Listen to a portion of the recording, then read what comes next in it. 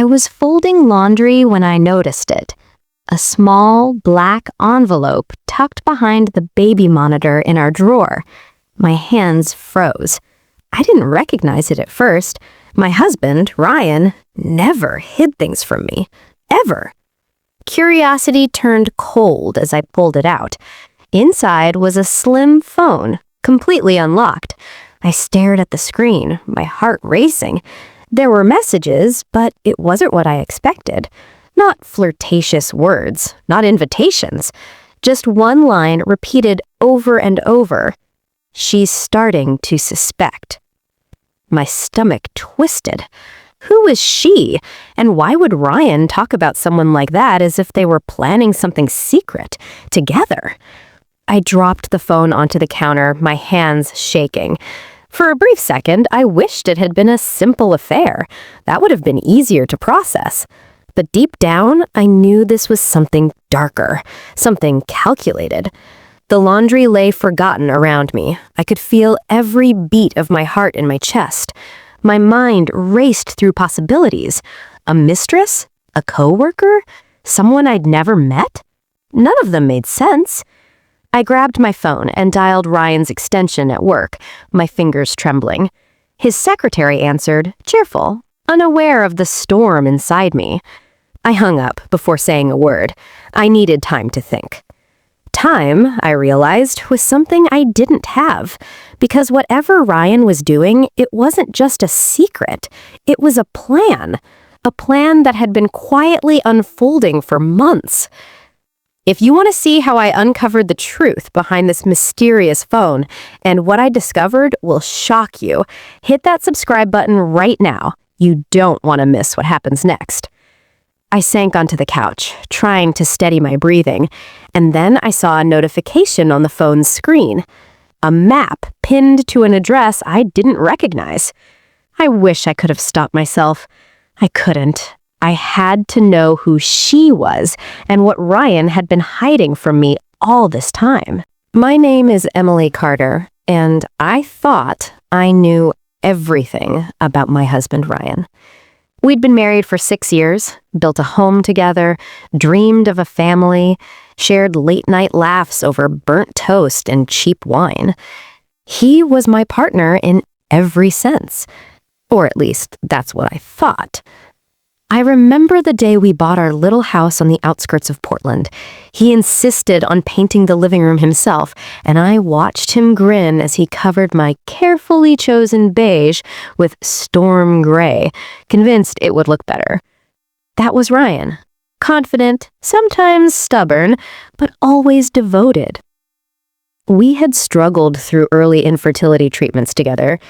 Every failed test, every disappointing doctor's visit, we faced it side by side. He held me through my tears, whispered promises in my ear that we'd find our family somehow. I loved him for that, more than I could ever say. So when I found that phone, that black envelope hiding a secret, a part of me refused to believe it.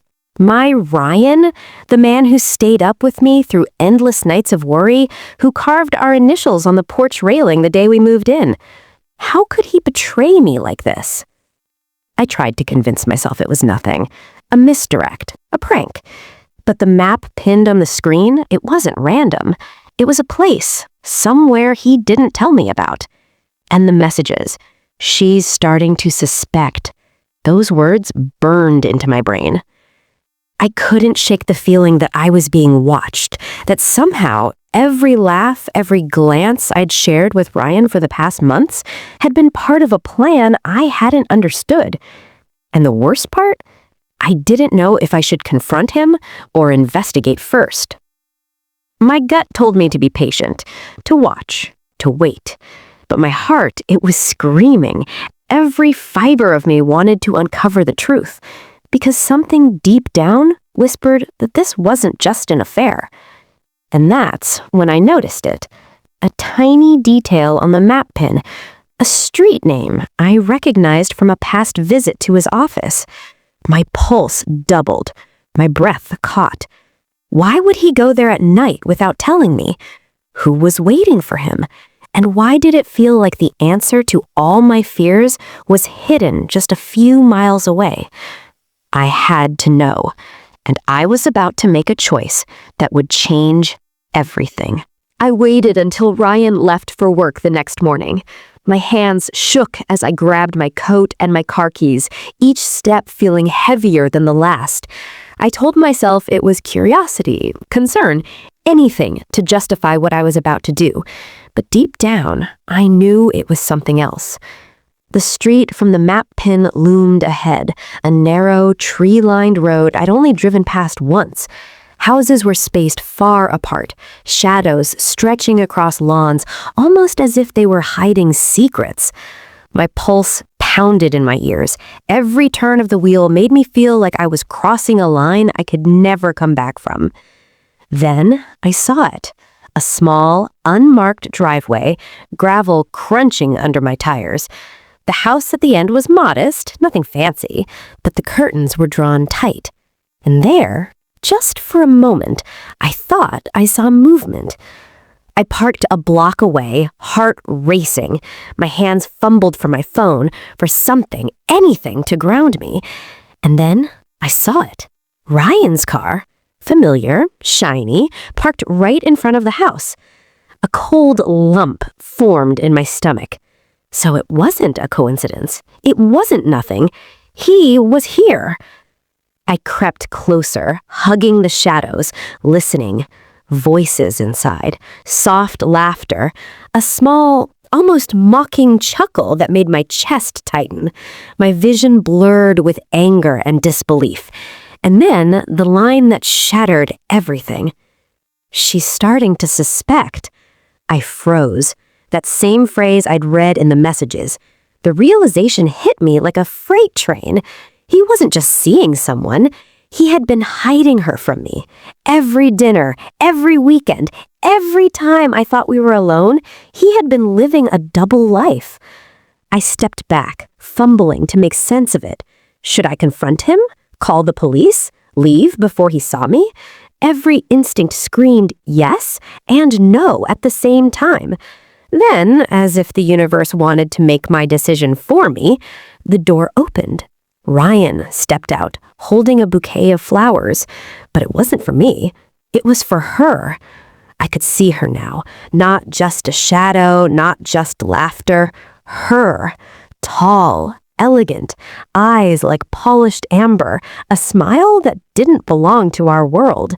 She looked at Ryan and whispered something that made him chuckle. I wanted to scream, to run, to collapse, but I stayed. Rooted in place, watching the man I loved betray everything I thought we shared. Who is she? How long has this been going on? And why did Ryan keep her hidden from me all this time? I had two choices. Confront him right now, risk everything, or wait, gather proof, make sure when I struck back, it would leave no room for lies. And in that moment, I realized I couldn't trust him anymore. Not with my heart, not with my life.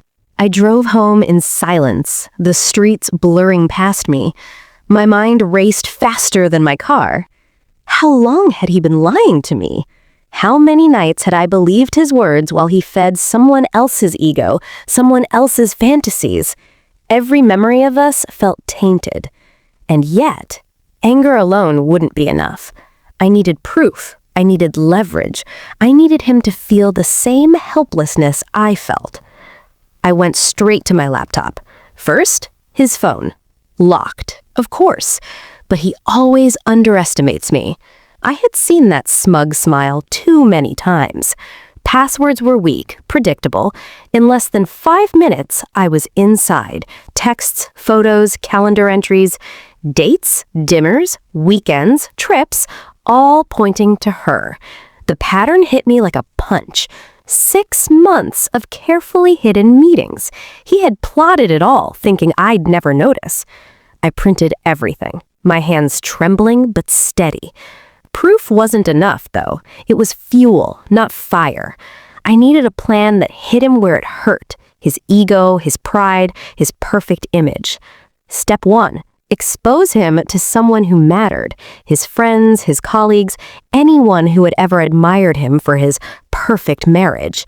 Step 2, show him the consequences. He had made me feel powerless for months. Now it was my turn. I mapped it all out on paper. Dates, times, places. Little traps that seemed innocent, harmless, until they weren't. The beauty of it was that each step kept him blind, thinking nothing had changed. But I had started pulling strings, and soon, everything would unravel. That night, I sat across from him at dinner, pretending nothing was wrong. The smell of roasted chicken, the clink of silverware, the soft hum of conversation. It was all an act. My eyes watched him like a hawk, searching for cracks. And there it was, a tiny slip, a hesitation, a glance at his phone he thought I wouldn't notice. What did he see? Did he know I knew? Or was he blissfully unaware that the first pieces of his world were already crumbling? I smiled politely, sipped my wine, and nodded at his stories, letting him feel comfortable, safe. Every move he made now fed me more ammunition, more angles for the inevitable confrontation. Because in my head, the climax was already written. He wouldn't just apologize. He wouldn't just beg. He would face the consequences in full, public, undeniable. And I would watch it happen, every second of it. By the end of the week, Ryan would realize that the woman he thought he could deceive was no longer playing by his rules. The game had changed. And when I finally confronted him, it wouldn't just be words, it would be a moment he'd never forget. The next evening, I invited Ryan to talk at our favorite cafe, the one he always bragged about to his friends. I arrived early, sliding into the corner booth, my evidence neatly folded in my bag. Every text, every photo, every secret meeting was here. And soon, he would see them too. He walked in, smiling like nothing had changed, charm dialed up to 11. I waved politely, my voice calm. "Ryan, sit." He didn't notice the tension in my hands or the fire behind my eyes. Not yet. I ordered coffee for both of us, and while he jabbered about work, I opened my laptop. First slide. A photo of him with her, his hand brushing hers in a way he thought private. He paused mid-sentence, his smile faltered. I didn't let up. I clicked to the next photo. Dinner receipts, hotel check-ins, timestamps, a visual timeline of months he thought no one knew. "Emily, I can explain," he stammered, face pale. I let him flounder, let him stew in the discomfort he'd caused me for months. "You can explain?" I said slowly. "Explain how you hid half your life from me? How you lied every day while I believed in you?" My voice was quiet, but every word cut sharper than any shout. He opened his mouth, closed it, searched for words that didn't exist. Then I hit the final slide, a recorded audio message she had sent him calling him mine and laughing about our upcoming weekend getaway. His jaw dropped, and I saw something crack inside him. Guilt? Panic? Or maybe just the reality he had avoided facing. The cafe grew quieter, my presence alone demanding attention. People glanced at us. I didn't care. This was my moment. "I trusted you," I whispered, "and you destroyed that trust."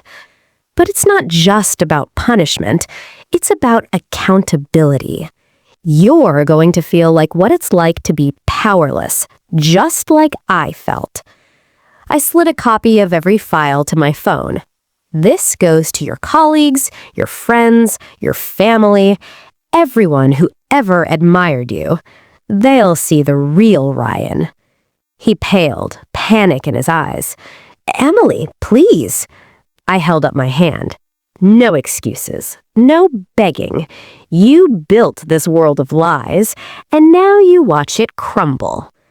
I stood, slipping my bag over my shoulder. And when you try to rebuild, remember, I was the one who tore the mask off. He tried to follow me, reach for my hand, plead again, but I didn't turn back. Outside, I breathed the cool night air, letting the tension lift as the city lights sparkled. This wasn't just revenge, it was liberation. Every lie he told, every secret he kept, had given me fuel. And now, it was done. He tried to follow me, reach for my hand, plead again, but I didn't turn back. Outside, I breathed the cool night air, letting the tension settle in my chest. But I didn't send the files that night. Not immediately. I went home first. I wanted him to sit in that fear, to wonder, to sweat. At 2:17 a.m., my phone rang. Ryan.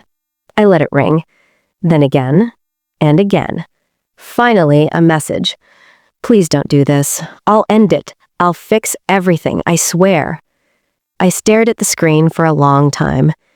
6 months of lies. 6 months of manipulation. 6 months of looking into my eyes and pretending. And now he wanted mercy? The next morning, I sent exactly 3 emails. 1 to his business partner, 1 to his sister, 1 to his closest friend. Not dramatic, not emotional, just facts, screenshots, dates, proof. No insults, no revenge rant, just truth. By noon, he called again. This time, his voice wasn't confident. It was broken. He knows, he whispered. Yes, I said calmly. Now they do. He tried to blame her, said she pursued him, said it was a mistake. But I didn't argue, because the truth didn't need defending. Within a week, he moved out. His perfect husband image cracked. His friends stopped inviting him. His sister refused to speak to him. And the woman? She disappeared the moment things got public. Affairs survive in the shadows, not in daylight. Ryan asked for another chance, begged for therapy, cried. But something inside me had already died the night I found that phone. And I don't resurrect the dead. 3 months later, I filed for divorce. No screaming, no chaos, just signatures. The house stayed with me. The memories didn't. Sometimes he still texts. Apologies, regret. I miss us, but I don't respond. Because I don't miss the version of myself who trusted blindly. I don't miss the woman who ignored small red flags. And I definitely don't miss the man who thought I'd never find out. The night I found that black envelope, I thought my world was ending. It wasn't. It was beginning. He betrayed me in secret. I ended him in truth. And that's the difference between guilt and power. If you like this story, please like this video, subscribe to the channel, and share your impressions of the story in the comments. To listen to the next story, click on the box on the left. Thank you for watching.